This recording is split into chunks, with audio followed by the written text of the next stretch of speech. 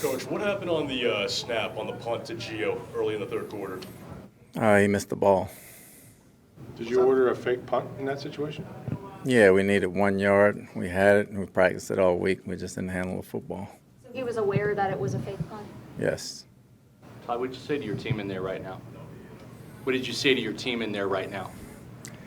We're pissed off. We can't have, it's the same old song, Bucs versus Bucs. We play a good first half, and the second half we come out and we shoot ourselves in the foot either by turnovers or penalties or field position on special teams. And, tale of two halves. And the half we played in the second half was Bucs versus Bucs.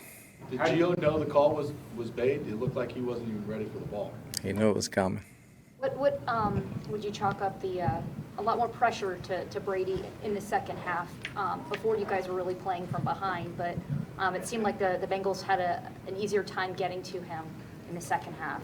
Well, we got to block them better. We got to protect them better. It's really that simple. Were they stunting more in the second half? They didn't do no more than we saw on film. We knew everything that was coming.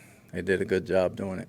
How can you try and fix the Bucs versus Bucs thing that's been holding you back the last couple of weeks? Well, we work at it every week. In football, you can do is fight. You can fight, you can play smarter, you can coach smarter, and we got to keep fighting. We understand what we're doing is not good enough by far. It's not even close to good enough, and we got 3 games left to try to save our season. Do they have enough fight? They had a lot of fight. We just didn't play smart. Can you explain to us the thought process for going for the fake punt there when you guys already had a lead in the first half and seemed to be moving the ball really, really well? And it was 4th and 1. They had a front that we could take advantage of. It was blocked well. We could have ran for 4 or 5 yards. We missed the ball. Todd, Brady has been so good at limiting his turnovers early in the season. It's 4 in a span of 11 plays tonight. What happens to change that and let things go so bad so quickly? There's a lot of things that happen. Could be blocking, could be a bad ball, could be a great play. I know we turned it over in 6 possessions. We probably played them all on the plus 50 going in the second half. And field position from that standpoint, turnovers, not getting red zone stops with some penalties had a lot to do with it. Could you identify any positives from tonight? We play hard and we play tough. We got to play smart for 4 quarters. Coach, later in the third when the offense was stifled and the defense, things were going downhill, I saw you go over to the defensive bench and were talking to the players. What did you say at that point to them? I don't think it was about going downhill. We were talking scheme. I mean, we talk scheme and schematics of probably somebody that messed up or things we can do. Hindsight's 20/20, but is that a heck of a risk to take when you're in control of a football game to try a fake punt in that situation? No, it's the perfect time. Todd, after you see these turnovers happen, one after the other, 5 in a row, what's going through your mind in the third quarter? Well, trying to get stops. It's a team game. If they turn it over, we got to get stops. If defense gives up a touchdown, offense got to come back and get one. It's a team game.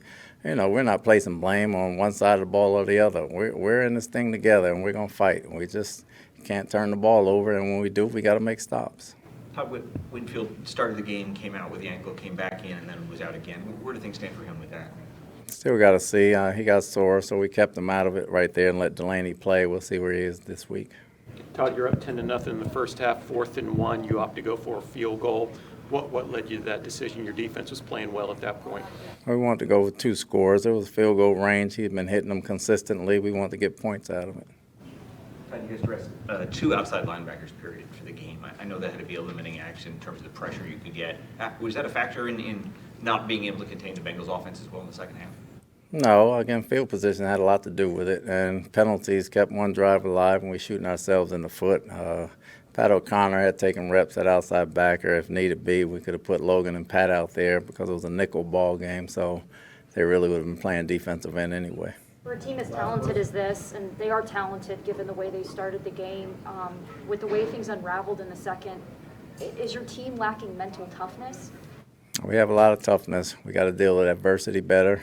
We got to stop the miscues and Bucs versus Bucs. So we understand that. We talk about it. We preach it. We practice it. And we take onus of it, and we'll fight to stop it. Thank you. Yep.